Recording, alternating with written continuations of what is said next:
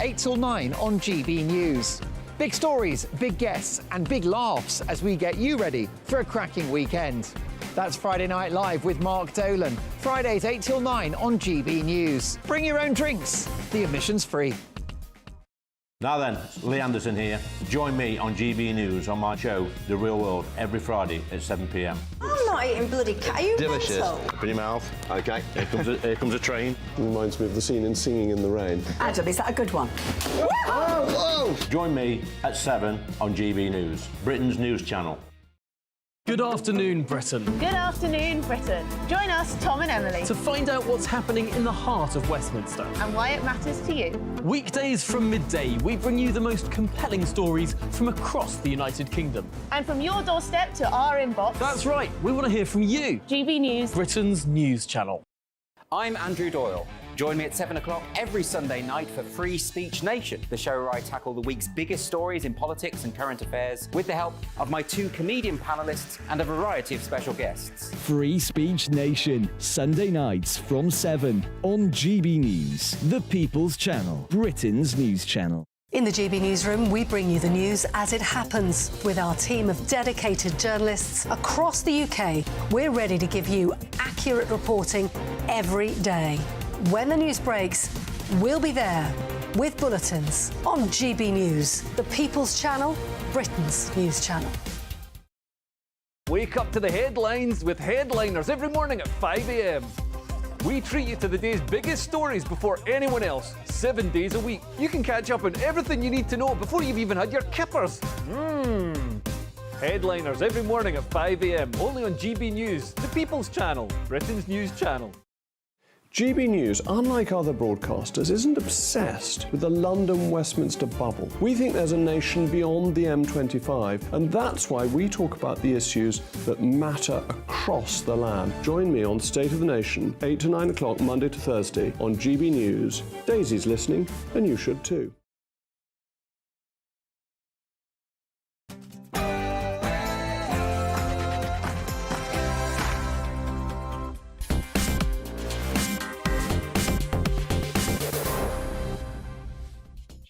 Good evening. Big claims from the government who tell us the asylum backlog has been dealt with. Sadly, their spin is getting them into very big trouble once again. Storm Henk is wreaking havoc across the UK. I'll be joined by legendary weatherman John Ketley to discuss, has this been the wettest, windiest Christmas holidays ever? And NHS excess deaths are still running at 1,000 a week, and cancer rates are increasing. Are we paying a long-term price for lockdowns and the pandemic? All of that after the news with Polly Middlehurst.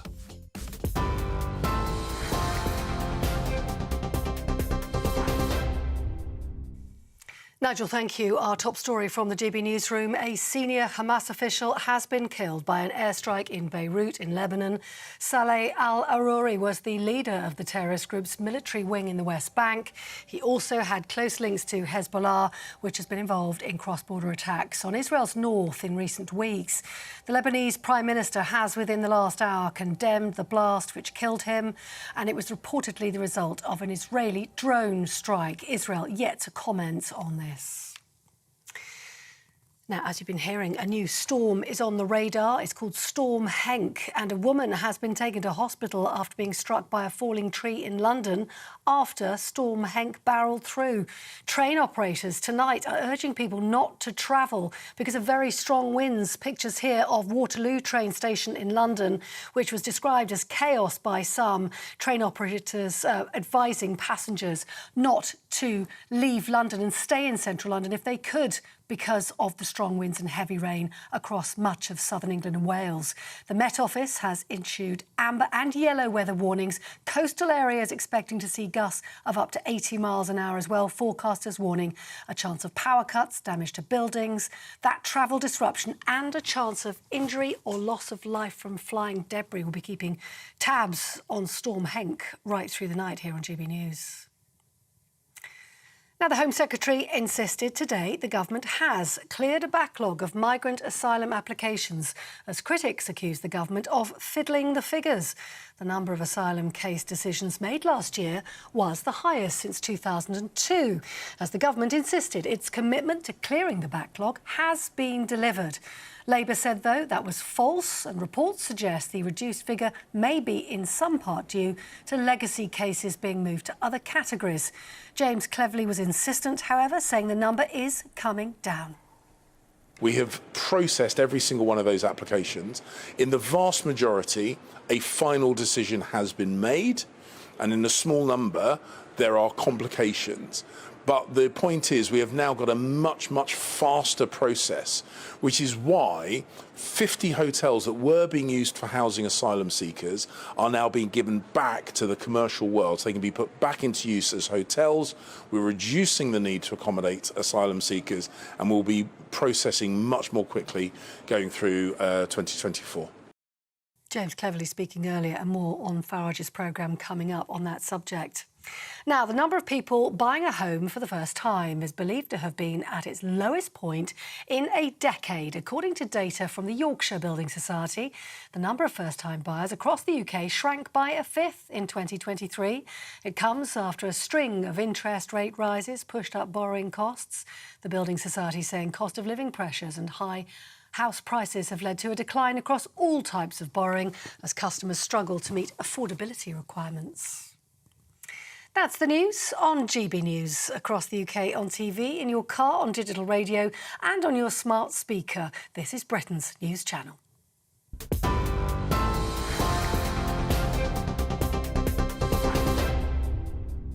Good evening. Those that follow me on social media and watch this programme will have noticed that over the last few days I've been becoming increasingly frustrated with this government. Too much sophistry, too much playing games with numbers, and goodness gracious me, they were at it again today, but this time they really have been caught out. Here was the Home Secretary, James Cleverly, doing the media rounds this morning. Well, the backlog refers to cases that were put in before the 28th of June 2022. There was a change in legislation at that point, which meant that they were processed under a former set of criteria.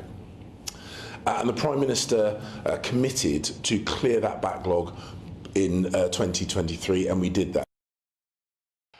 Well, that's OK, but of course the problem is that they really weren't putting that out on their own social media sites. They were really giving us the idea that somehow the whole thing had been sorted out. And Twitter, or X as it's now known, put out a community note on the Prime Minister, Rishi Sunak, which said this: the backlog has not been cleared. The Prime Minister's pledge was to process 92,000 pre-June 2022 applications by the end of 2023. Around 100,000 cases have since entered the system which have not been processed. An additional 4,000 pre-2022 applications remain unsolved. Oh dear, oh dear, oh dear. Well, one thing Elon Musk did say was that whilst X would be a platform for free speech, he would correct people if they said things that were wholly untrue. But if you delve more deeply into the figures, you find some very interesting things. That 112,000 applications were processed, on which 77,000 decisions were made. Of the 77,000 decisions, 67% have been allowed to stay. So you come by boat across the English Channel, you have no passport, no means of saying or proving who you are, and you've got a 70% chance of staying. Compare this to France, where last year their approval rate was 25%. I wonder, is Rishi's solution for pretty much everyone to stay? Is that how we clear the backlog? Is that how we deal with the problem? Would welcome your thoughts on that rather sarcastic question, although I don't think I'm wrong. Farage at gbnews.com. So the whole thing is driving me bonkers. It would also appear that 17,000 people have simply disappeared. Just disappeared. I can only guess they've joined criminal gangs or whatever else it may be. But what is for certain is that this whole issue of illegal immigration and legal immigration is rapidly climbing up towards the top of the list of political priorities in this country, as I always thought it would. Yes, the unfashionable views of Nigel Farage now have to be recognised by the mainstream. Christopher Hope, our political editor, joins us. I did enjoy, I rarely say that I enjoy what Labour put out, but I did enjoy when they said, stop the boasts. You're jealous. You're jealous, aren't you? It's yes, a brilliant line. You're jealous of that, like the good line by Yvette Cooper, not the obvious, line. Not normally that political and stuff. And she did actually land a blow on that. And I think Labour's right, because you can't say, as the Twitter account did for the PM, that you have cleared a 92,000 strong backlog when there's 4,500 complex cases remaining. And what is confusing is the 113,000 you mentioned there. Yeah. That's for calendar year 2023. So the figures are different numbers altogether. It's apples and pears. 92,000 is the frozen in time number pre-June 2022. Yes. 113,000 is the calendar year figure for the year just gone, of which, as you say, 67% of those, two-thirds allowed to remain. That's a fall from 3/4 the year before and 72% the year before that. Now, I asked number 10 today, why is that? Are you being a bit tougher here? Are you going towards the French model where you're down to 25%? They couldn't give a clear indication of why it was, and things vary. It is a mess. The figures are complicated. It's hard to understand for viewers, let alone explain it to viewers on our behalf. Are they deliberately trying to confuse us with numbers? I don't think deliberately, but I think it is overwhelming. And we do see, and we report repeatedly on GB News, these numbers coming across by small boats. You started the reporting about, didn't you, before you joined GB News? You were out there with your video camera. The numbers are down by a third. On the small boats crossings. There's been no crossings since December the 16th. Because let me finish that. I'm merely saying to you what is happening, Nigel. Before you give me your eyebrows. That's all right. Yes, of course you're right to give me eyebrows, but we said today, well, isn't that bad weather?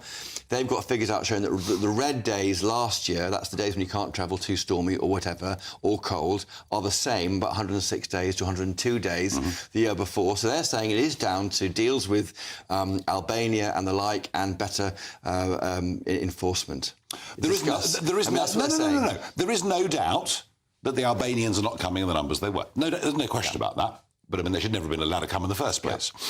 There is also no doubt that the hundreds of millions that we've given the French and the hundreds of millions more we've promised the French is having some effect on the beaches. Again, no question about that. But, I mean, Rishi Sunak was very, very clear that the 5 pledges were to be met in 2023. No, he wasn't. That's the point. Very clear. Well, he wasn't. My promise is for 2023. Well, yes, but the only one time limited was halving inflation. The other 4 are rolling on into 2024. But when over 30,000 people come, and remember, it is over 30,000 because the under-18s are not included in the figures. Right. So it is over 30,000.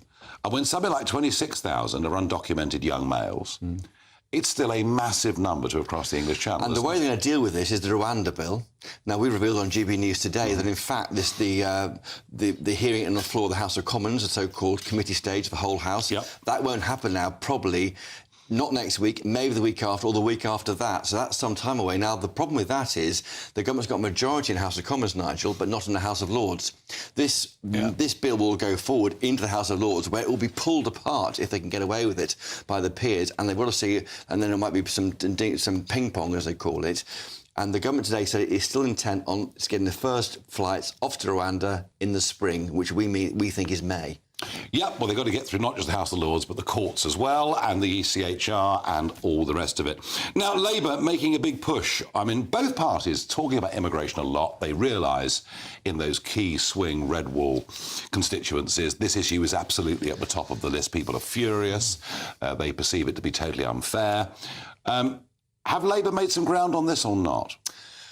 They haven't got an answer on this yet. And what is happening and developing is they view Rwanda as a deporting scheme, whereas they are looking at offshore processing, which Germany are doing, Italy are doing with Albania. The idea of of processing offshore away from this country, not allowing them to stay in hotels, because having migrants staying in hotels is like almost like an invitation to come here for those living in tents. Costing £8.2 million a day, by the way. A day, living in tents across the channel, so they can see the pull factor there. But the theory in a red wall is right. I just wonder whether, I've done some forecasting on GB News' website today, whether net migration might fall this year. I mean, there's some suggestions it could halve because the factors of Hong Kongers coming here who will be allowed to legally come here, Ukrainians coming here legally. But if it halved, it would still be higher than the highest year under Tony Blair. Yes, it would. And that's the point, really. And this lack of control, of sovereignty, control of the borders is what drove the Brexit vote, and the places you're talking about were Brexit areas. And of course, Labour need to win back those 2019 Conservative voters in the red wall seats. And John Curtis, who's very good at this stuff, saying that actually, for every 2 votes the Conservatives are losing in the red wall, one's going to Labour, but one's going to Reform. So Reform, not just, Richard Tice, not just posing a problem for the Tories, but potentially for Labour too. Eating into their support, that's right. Well, you're a lifetime president of the party, so you've got an interest in that one. I am. But it is, and what Curtis says is often proved right in the final analysis, but Reform are on 9-10%. If they can double that, push into 20%, there'll be a real problem. But right now, as we know, we saw the figures in those by-elections last year, the numbers of voting for Reform were enough to give Tories a win in all 3 of those big seats. Yeah, and that's the perception, but the point I'm making is that Labour need those 2019 Conservative voters. But they're not cutting through yet, Nigel. Labour are not cutting through on this, are they? And they don't really have a credible plan. Offshore processing, well, where, how, and equally, getting tough on the gangs. Not very different to the Conservatives' policy, really. No, they're not clear at all about it. And indeed, we'll hear more from Keir Starmer this week. A big speech we're expecting this week. Thursday, is it? Yeah, possibly Thursday. And again, more from Rishi Sunak, the Prime Minister. He'll be out meeting people, answering questions, maybe a speech next week. We're not sure yet. It's all being ironed out. We're waiting to hear. We're a year from those 5 pledges, of course. And as you say, we were led to believe, or we thought we understood they were for the year just gone. But the number 10 is saying today that in fact it's only one of the targets for the last. Well, too much spin, in my view, and they've been called out today, corrected on Twitter, and using figures and Chris, who puts stuff in a very neutral way, making the point they're deliberately comparing apples with pears. In a moment, Storm Henk is wreaking havoc across the country, but actually, just think about the weather over the course of the last couple of weeks. Has this been the wettest, windiest Christmas period on record? The legendary John Ketley will answer that in just a moment.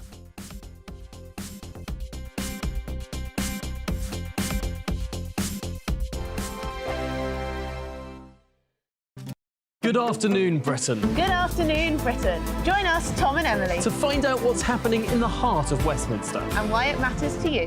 Weekdays from midday, we bring you the most compelling stories from across the United Kingdom. And from your doorstep to our inbox. That's right, we want to hear from you. GB News, Britain's news channel. Wake up to the headlines with headliners every morning at 5 a.m. We treat you to the day's biggest stories before anyone else, 7 days a week. You can catch up on everything you need to know before you've even had your kippers. Headliners every morning at 5 a.m, only on GB News, the People's Channel, Britain's news channel.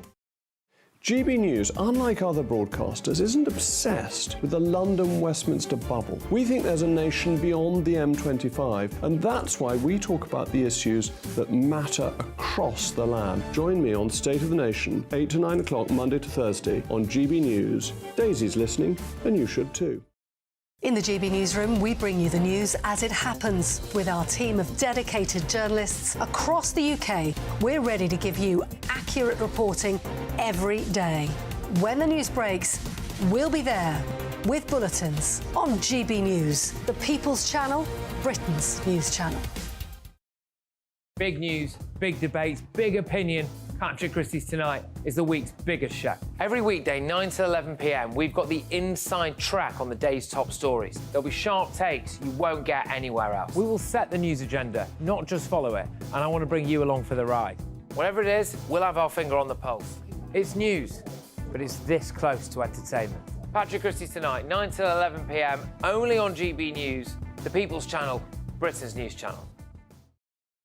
Your weekend starts here with Friday Night Live with me, Mark Dolan, 8 till 9 on GB News. Big stories, big guests, and big laughs as we get you ready for a cracking weekend. That's Friday Night Live with Mark Dolan. Fridays 8 till 9 on GB News. Bring your own drinks. The admission's free. Tired of the usual focus-tested, pre-prepared Westminster runaround? Well, so am I. So you want higher taxes? Is your department to blame for this? Are you rethinking this policy? Every Sunday at 9:30, I'll be sitting down with those in power to get the truth about the issues affecting you. Let's be honest, we've known about the cost pressures of this project for years, not months. That's the Camilla Tominey Show, a politics show with personality. On GB News, the People's Channel, Britain's news channel.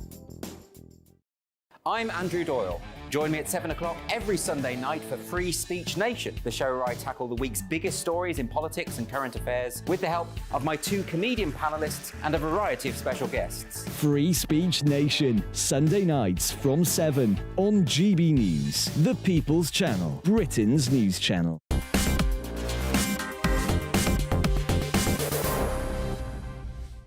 Well, some of your thoughts on this. Graham says, I don't care that the backlog has been cleared. I want to know how many applicants have been granted the right to stay. Well, the answer, very clearly, Graham, is that 67% of those applications that have been properly processed have resulted in people staying, compared with 25% in France.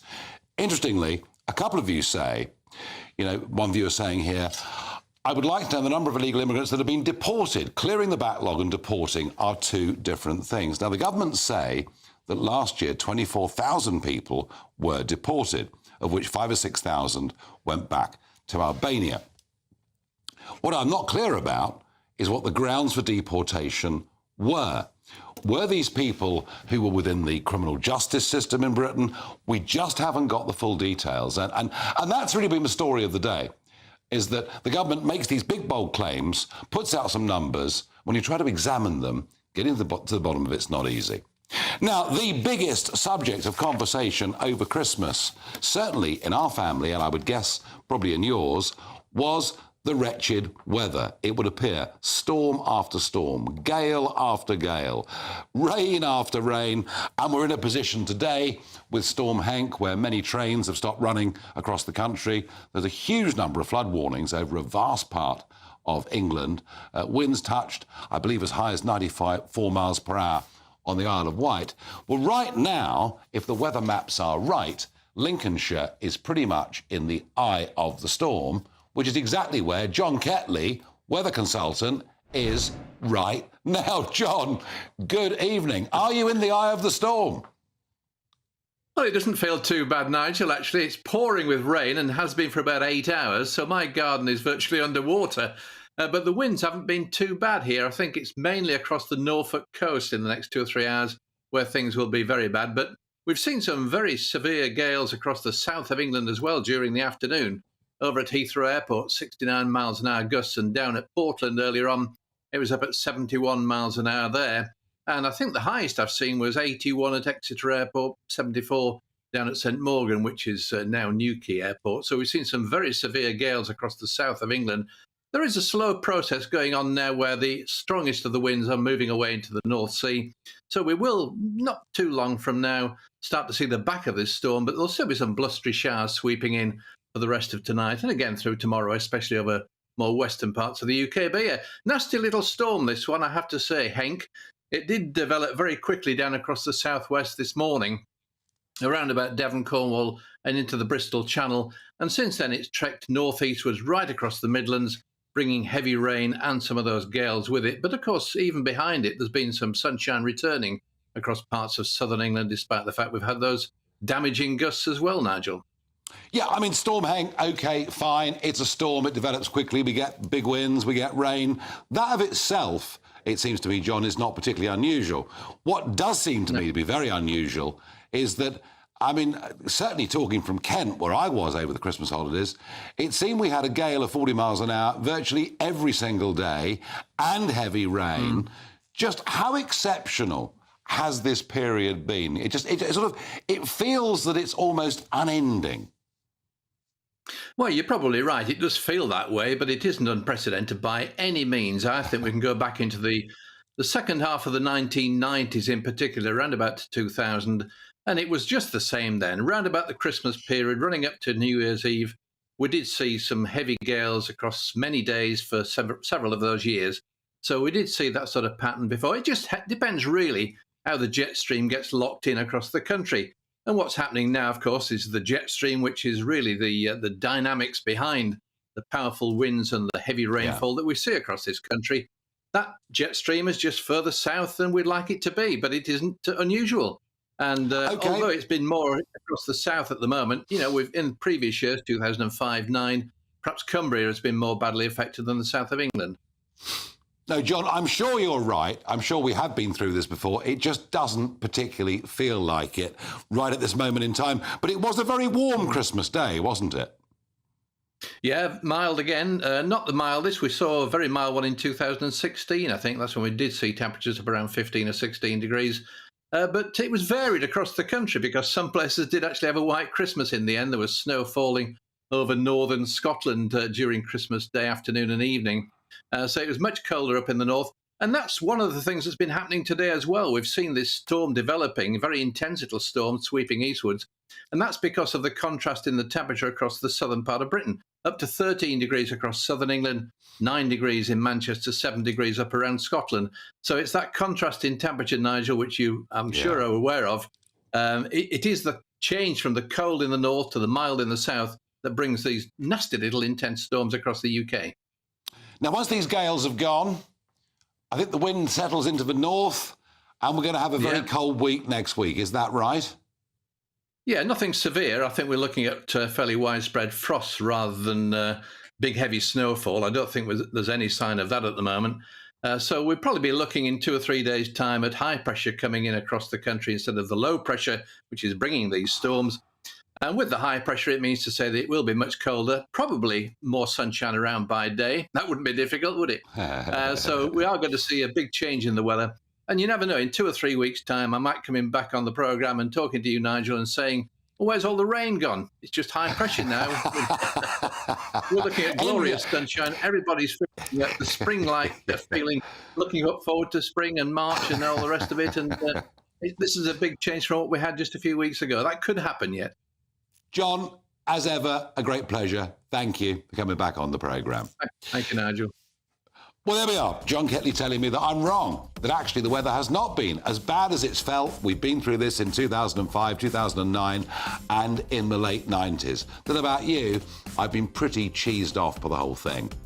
In a moment, we've looked today at some excess death figures, suggesting that 1,000 people a week more are dying than should be, according to our population and its age. What the hell is going on? We'll also talk about cancer and clearly a shortage of funding for many of the cancer charities and a worrying stat in the Times newspaper today that by 2040 we'll be diagnosing one cancer case every single minute. Your weekend starts here with Friday Night Live with me, Mark Dolan, 8 till 9 on GB News. Big stories, big guests and big laughs as we get you ready for a cracking weekend. That's Friday Night Live with Mark Dolan. Fridays 8 till 9 on GB News. Bring your own drinks. The admission's free. Wake up to the headlines with headliners every morning at 5 a.m. We treat you to the day's biggest stories before anyone else, 7 days a week. You can catch up on everything you need to know before you've even had your kippers. Headliners every morning at 5 a.m. only on GB News, the People's Channel, Britain's news channel. In the GB Newsroom, we bring you the news as it happens. With our team of dedicated journalists across the UK, we're ready to give you accurate reporting every day. When the news breaks, we'll be there with bulletins on GB News, the People's Channel, Britain's news channel. Big news, big debates, big opinion. Patrick Christie's Tonight is the week's biggest show. Every weekday, 9 to 11 p.m, we've got the inside track on the day's top stories. There'll be sharp takes you won't get anywhere else. We will set the news agenda, not just follow it, and I want to bring you along for the ride. Whatever it is, we'll have our finger on the pulse. It's news, but it's this close to entertainment. Patrick Christie's Tonight, 9 to 11 p.m, only on GB News, the People's Channel, Britain's news channel. Good afternoon, Britain. Good afternoon, Britain. Join us, Tom and Emily, To find out what's happening in the heart of Westminster. and why it matters to you. Weekdays from midday, we bring you the most compelling stories from across the United Kingdom. And from your doorstep to our inbox. That's right, we want to hear from you. GB News, Britain's news channel. GB News, unlike other broadcasters, isn't obsessed with the London-Westminster bubble. We think there's a nation beyond the M25, and that's why we talk about the issues that matter across the land. Join me on State of the Nation, 8 to 9 o'clock, Monday to Thursday, on GB News. Daisy's listening, and you should too. I'm Andrew Doyle. Join me at 7 o'clock every Sunday night for Free Speech Nation, the show where I tackle the week's biggest stories in politics and current affairs with the help of my two comedian panellists and a variety of special guests. Free Speech Nation, Sunday nights from 7 on GB News, the People's Channel, Britain's news channel. GB News is Britain's news channel, and now you can support it. All you have to do is scan that QR code that's up on your screen right now, or you can go to gbnews.com/support and become a GB News member. You'll have fantastic benefits. We're also going to organise special events where you as GB News members can meet the presenters, the on-screen faces. Scan the QR code or go to gbnews.com/support. Thank you so much.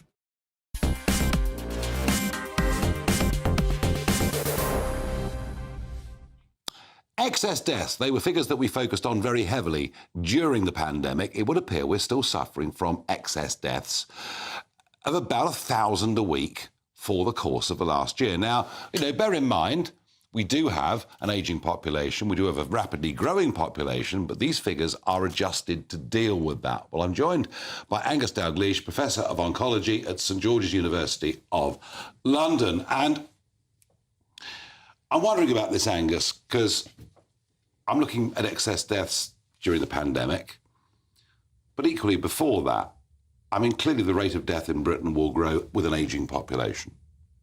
Yes, it will. But these figures are meant to be adjusted for that. Meant to be, yeah. Meant to be adjusted for that and age adjusted as well. And I mean, I've seen the very raw figures, and they are quite worrying because there's excess deaths of the younger people going on, not just in the older population, but in the people under 40 and the real peaks between 40 and 64, 65. Now, this is something that is highly unusual and highly alarming. It was initially dismissed as due to people not getting statins. Remember, Chris Whitty said this, which I thought was really quite alarming because you don't get offered statins till you're over 55, 60, so it can't possibly be involved with that group. Now, the one major thing we said was lockdown. The effect of lockdown and everything it did, this would go bang on to excess deaths due to cancer and various other things. Because of misdiagnosis. Misdiagnosis, mistreatments, everything. But there's something far worse than this. Now, when you actually look at these figures that we have, they're the same in Europe, in Australia, in other places too. And one of the things that I flagged up, and nobody's taken any real notice of, and it's even more pertinent now, is that others have pointed out this excess death started and correlates with the vaccine programme. So it doesn't mean to say it's associated, but why hasn't it been looked at? Why hasn't it been really, really subtly looked at? And it hasn't, because myself and other colleagues have raised this ad nauseum, and we get absolutely nothing but to say it's all expected. I mean, the claim is, Angus, from the establishment claim is that having the vaccine saved a huge number of lives, and that whilst there are some who suffer from side effects, they are a tiny percentage. That is what they claim. Well, I personally don't believe it at all, because one of the things that you get taught when you're at medical school, if you know two people with a condition, then it's very common. Well, I find it very difficult to find people who don't know someone who's had an adverse effect from the vaccine campaign, the vaccine programme. And the bottom line, it wouldn't matter so much if the vaccines were doing something against something which was killing us, but it's not. The COVID against which the vaccines were against, it's long since it left the Earth. It left the Earth possibly getting on 2 years ago. And but hang on a second. We're told that COVID's coming back, and but it's a different one, and it will not be affected by the vaccine. Whatever they tell you, the companies tell you that they've got a bivalent vaccines which will protect against the vaccine. Well, I can assure you they don't. I mean, they got passed in 8 mice, and I mean, you can't tell anything from 8 mice.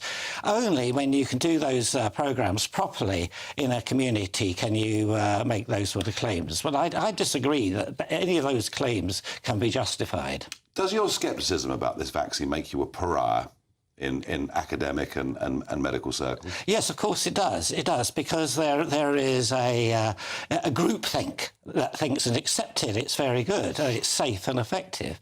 When I was trained as a clinical scientist to look at the facts and to constantly change my opinion depending on the facts. And this is what's going on. The facts are changing. And at some stage, well, I point out in the big American flu crisis of 1977, when they were dying, the soldiers were dying in their 30s, they rushed out a vaccine programme where 42 million people were vaccinated. And then there were reports of Guillain-Barré, which is this assembling paralysis, which is not uncommon with a lot of vaccines. And instead of denying it, they sent people out into the field, and they came back and said, yes, it definitely goes. And do you know what they did? They turned around and they said, well, no one's dying of the flu anymore. Let's get rid of the vaccine. We should have done that, I believe, a couple of years ago. Well, Angus, it's fascinating. As I say, you know, I could get a lot of people on from academia and the medical world who take a very different view. And I've had them on this programme trying to convince me to get the booster. But let's move on to your absolutely specialist field of oncology. Now, the Times newspaper going very big today. Yes. On several issues to do with cancer. The first one we touched on a moment ago, lack of diagnoses for cancer during the pandemic. How serious is that? I think it was very, very serious, and that's why I said at the time of lockdown that anybody's lives saved from lockdown would be more than tripled in people who died because of lockdown. And if they'd had the services, I mean, the NHS became a COVID service, so everything was shut down. And we know that within cancer, getting early diagnosis is absolutely crucial for cure. I mean, it's really amazing how well we've improved over the last 20 years. We can cure a lot of cancers that couldn't be cured before, but only if we get them early. And what we are witnessing is people who've actually had the symptoms, they've tried to get tests, and they've been cancelled 2 or 3 times. And then by the time it's sorted and they go for their treatment, they've been treated for a stage 3, stage 4 cancer when they should have been stage 2, potentially completely curable. And that is the problem. Now, the other thing that's come on that we're dealing with is the number of people who are now being susceptible to cancer because of their lifestyle. And one of the biggest is actually obesity. I mean, we've recognised this obesity for a long, long time, but it is a major cause. It was picked up initially with renal cancer, then endometrial cancer, but actually when you look back, it's all cancers. And there was a report in the Times that it was costing us 100 billion, which is nearly the cost of the NHS a year. Yeah. We're going to have to start tackling this sort of thing to bring down the cancer rate. I mean, they were suggesting, and it's modelling, and it could be completely wrong, but they were suggesting by 2040 there could be 1 diagnosis per minute in the United Kingdom. So the regularity, the percentage of cancers as a percentage of the population is growing in our country. Without a doubt. When I started doing oncology, it was 1 in 10 people were going to get cancer and needing treatment. And then within 20 years, it was 1 in 3. And now 1 in 2 patients will get cancer in their lifetime. So the demand just from the current population, let alone the excess population, is just enormous. And I don't feel that we've actually planned to deal with that. That's the other thing. Well, there are 2 points here. One is how we deal with it. We're clearly going to be a huge problem. But the other is, of course, the best medicine of all is the medicine that can actually educate people and stop them getting it in the first place. We fought huge battles with drinking, excess drinking, smoking, but you're suggesting actually diet is now playing as big a factor as anything else. I know there are some experts, more expert than me in these fields, who actually say that the diet and obesity is now a bigger cause of cancer than smoking and anything else put together. So it's beholden on us not to ignore that and to act our policies, because it could save us so much in the long term, in the long run. And it's not just cancer you get for your beef, you get all the other things go with it. Diabetes, hypertension, everything, etc. No. Well, I think the education system's got a very big role to play. Angus, never boring. Thank you for coming on and joining us on GB News. Now, I've got one or two What the Farages here that are very important, I think. The first one is, and this is really quite funny, just outside Reading, little town of Thiel, and they're building a footbridge over the railway line. And it took 10 years to plan. But now, just to build this footbridge has taken longer than it took to build the 102-storey Empire State Building, which was once considered one of the wonders of the world.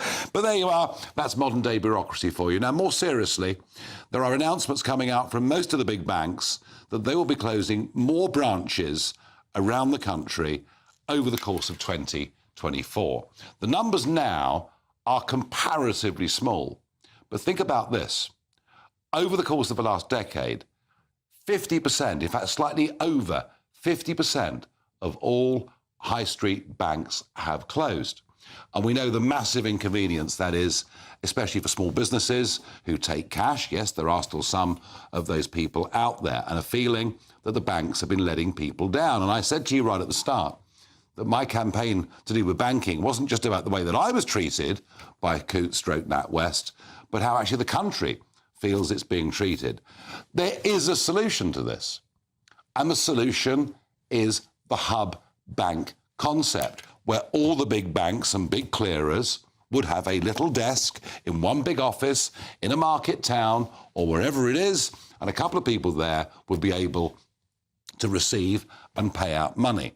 There are now 31 of these hubs up and running and established around the country. And where they are hugely useful to consumers, to small businesses, but it's only 31. The banks have said openly they're going to back the hub system, and yet they're not doing so. And I want our MPs, particularly our MPs representing the smaller towns, the more rural areas, to start giving the banks a bit more of a kicking on this.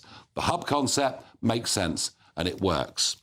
You'll have seen on the news, on GB News and elsewhere, that the number of first-time buyers has fallen to the lowest level in a decade. But I want to put just a little sense of perspective on this. Yes, that's right. They have fallen to the lowest in a decade, but then the number of people buying houses has fallen to the lowest in a decade.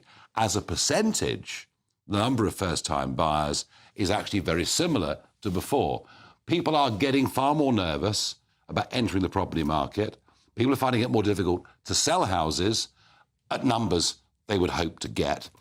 And we're beginning to see the effects of rising interest rates. It's taken a long time. There's been a lag. And even if rates come down once or twice this year, they're still very much higher than they were 3 to 4 years ago. This will be a massive year for people's fixed-term mortgages coming to an end. So we're going to see a depressed property market for some time to come. But, and here's my prediction, the middle and bottom layers of our housing market will not fall very far. Do you know why? A massively rising population means that actually there is a huge level of demand if prices fall. Right, in a moment. Well, it was the Suez Canal in 1956 that brought down a British Prime Minister. But today, in the Red Sea, heading into the Suez Canal, we have the Houthi rebels. There are, for the first time in 30 years, the Royal Navy shot down an enemy object, a drone put up by the Houthi rebels. There are military hawks suggesting we should get more heavily involved. Just how important is the Red Sea and what could it mean for your pocket? All of that in just a moment.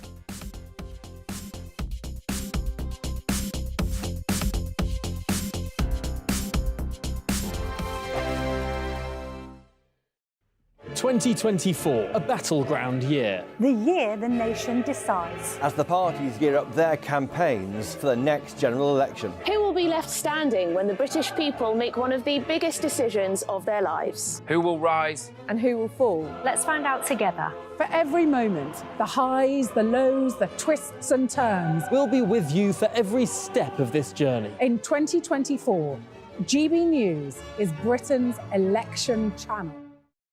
Good afternoon, Britain. Good afternoon, Britain. Join us, Tom and Emily, To find out what's happening in the heart of Westminster. and why it matters to you. Weekdays from midday, we bring you the most compelling stories from across the United Kingdom. And from your doorstep to our inbox. That's right, we want to hear from you. GB News, Britain's news channel. Every Sunday from 11, join Michael Portillo. There'll be topical discussion, looking at the week before and the week to come. So kick back and relax at 11 a.m. on Sundays on GB News with me, Michael Portillo. GB News, the People's Channel, Britain's news channel. Your weekend starts here with Friday Night Live with me, Mark Dolan, 8 till 9 on GB News. Big stories, big guests and big laughs as we get you ready for a cracking weekend. That's Friday Night Live with Mark Dolan, Fridays 8 till 9 on GB News. Bring your own drinks, the admission's free. Tired of the usual focus-tested, pre-prepared Westminster runaround? Well, so am I. So you want higher taxes? Is your department to blame for this? Are you rethinking this policy? Every Sunday at 9:30, I'll be sitting down with those in power to get the truth about the issues affecting you. Let's be honest, we've known about the cost pressures of this project for years, not months. That's the Camilla Tominey Show, a politics show with personality. On GB News, the People's Channel, Britain's news channel. Join us every night on GB News at 11 p.m. for Headliners, which is 3 top comedians going through the next day's news stories, which is exactly what you need, because when the establishment has gone crazy, you need some craziness to make sense of it. Headliners. You don't have to bother reading the newspaper. We've got it covered for you. Every night at 11 p.m. and repeated every morning at 5 a.m. We won't send you to sleep like some of the other paper review shows out there. So join us 11 p.m. every night on GB News. The People's Channel, Britain's news channel. Big news, big debates, big opinion. Patrick Christie's Tonight is the week's biggest show. Every weekday, 9 to 11 p.m, we've got the inside track on the day's top stories. There'll be sharp takes you won't get anywhere else. We will set the news agenda, not just follow it, and I want to bring you along for the ride. Whatever it is, we'll have our finger on the pulse. It's news, but it's this close to entertainment. Patrick Christie's Tonight, 9 to 11 p.m, only on GB News, the People's Channel, Britain's news channel. On Patrick Christie's Tonight, 9 till 11 p.m, the government claims to have cleared the asylum backlog. Nigel Farage joins us to blow the lid off that. Who are we letting in? Where are they living? And what is the cost to the taxpayer? The Jeffrey Epstein files are set to be released today. I speak to a source very close to the Epstein investigation. Should King Charles abdicate? The Queen of Denmark has done so. Is it time for Charles to make way for William and Kate? And will Labour turn Britain into a woke hellscape? Cash-strapped Labour councils are checking businesses' LGBTQ plus credentials to make sure that they fit their agenda. All of that and more on Patrick Christie's Tonight, 9 to 11 p.m.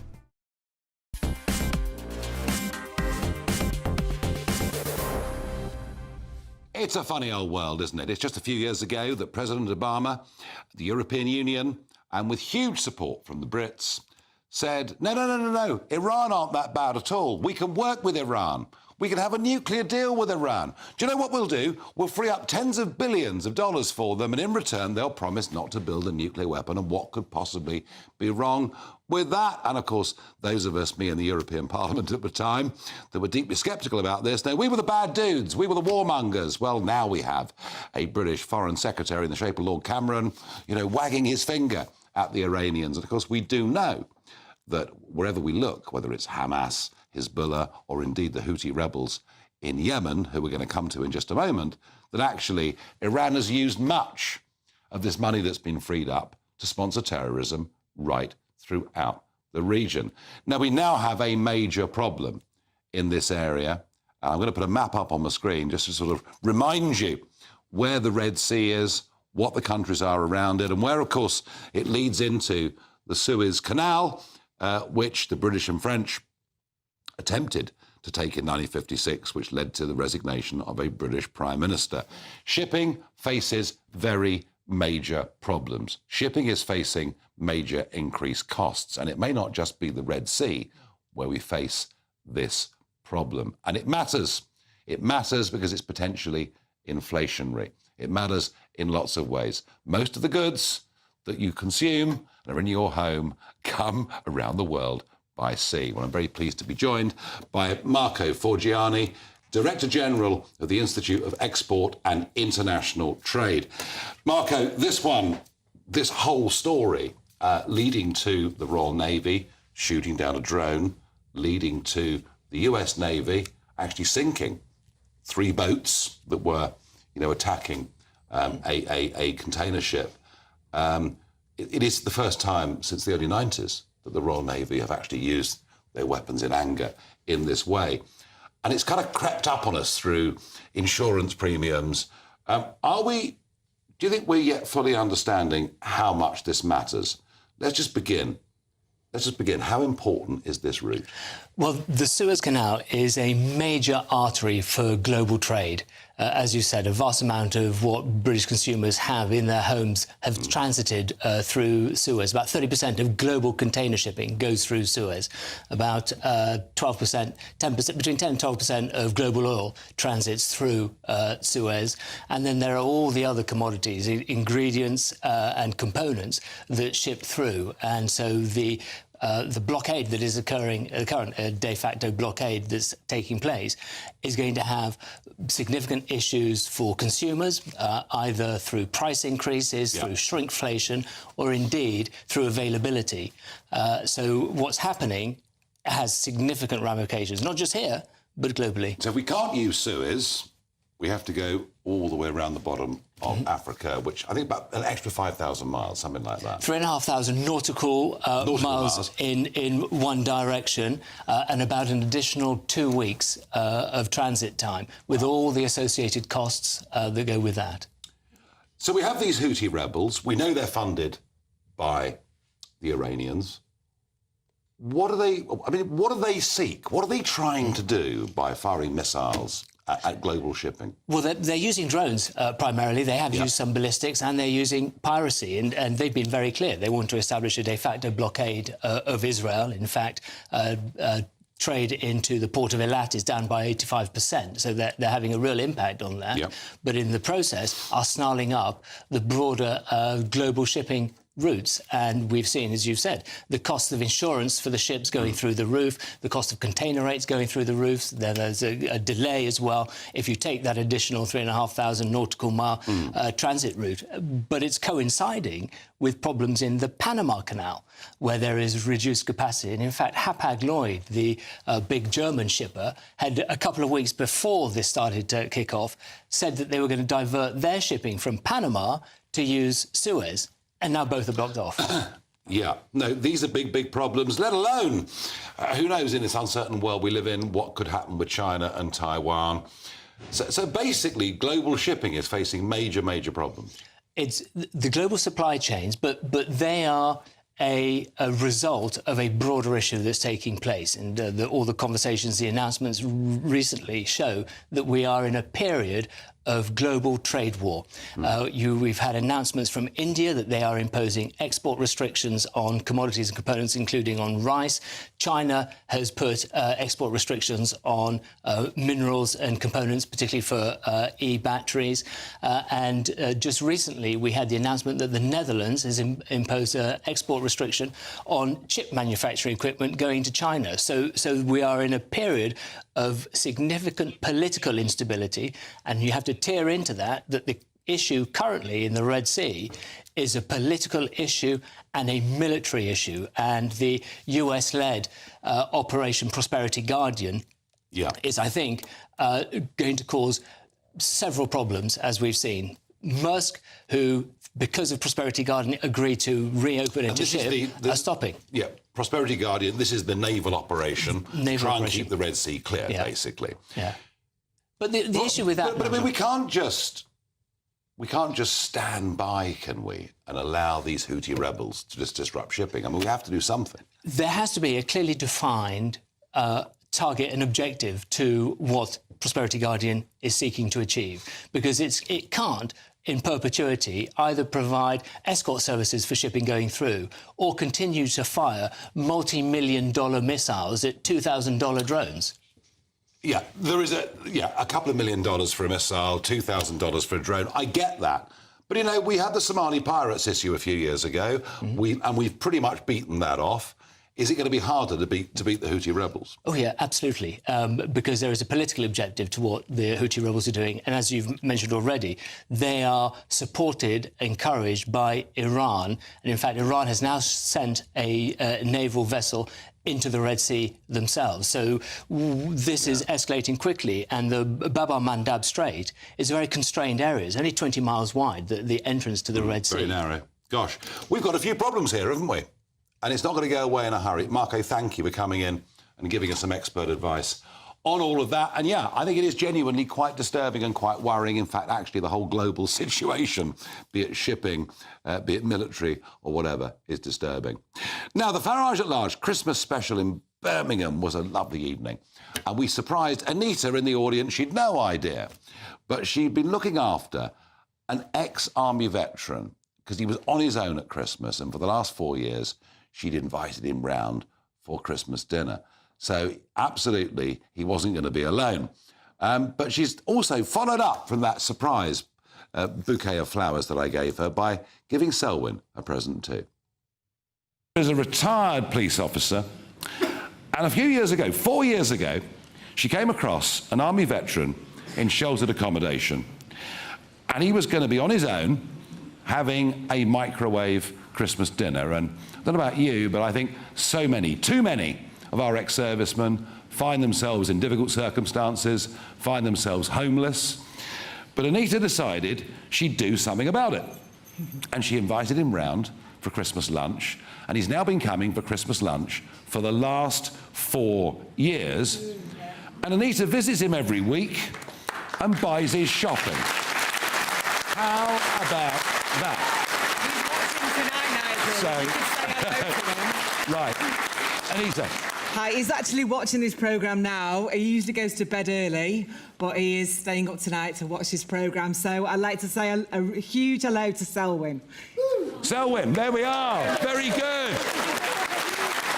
Now, Mark, you sent this in. I mean, it is... She's clearly a very kind-hearted woman. Truly kind. She's bankrupted us. We had to buy a larger table for Christmas dinner and everything. Sorry? We had to buy a larger table for Christmas dinner, and he has 3 courses. He eats like a king on Christmas Day. And he has a pint of John Smith's as well, Nigel. So nothing wrong with that. Nothing wrong with that. And I send him home, and he has got about 20 presents under the Christmas tree already. Yeah, and one of his presents was, one of the presents Selwyn got on Christmas Day was a GB News mug, which we're very pleased about. Very pleased indeed about, which is good. OK, we are really going through the most peculiar times. You know, I have been predicting for years that this whole issue of what was happening in the Channel, but also the sheer population increase in this country was going to have very dramatic effects on British politics. We've now got a very big game being played between the Conservative Party and the Labour Party on these issues. Who you believe the most, I guess, is entirely up to you.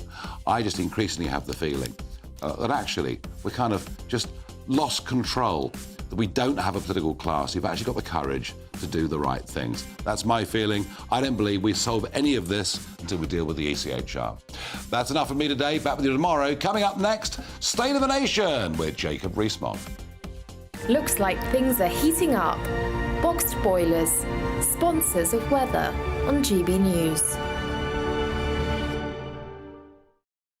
Hello again, it's Aidan McGivern here from the Met Office with the GB News forecast. Storm Henk is now moving through.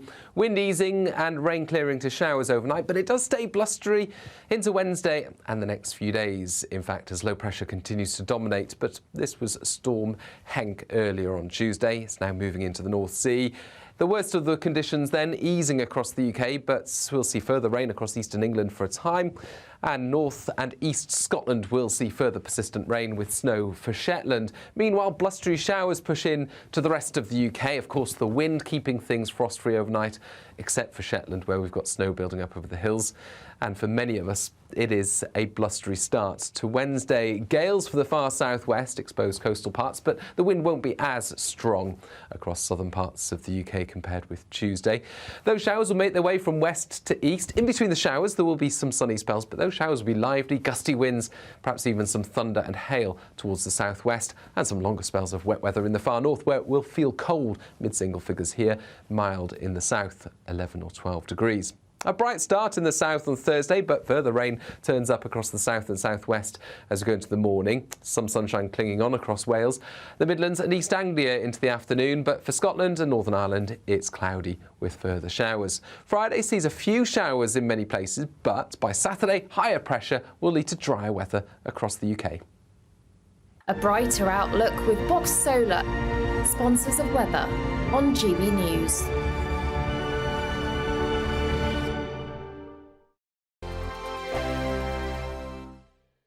What you get for breakfast is something that, if we do our jobs right, you will wake up to news that you didn't know.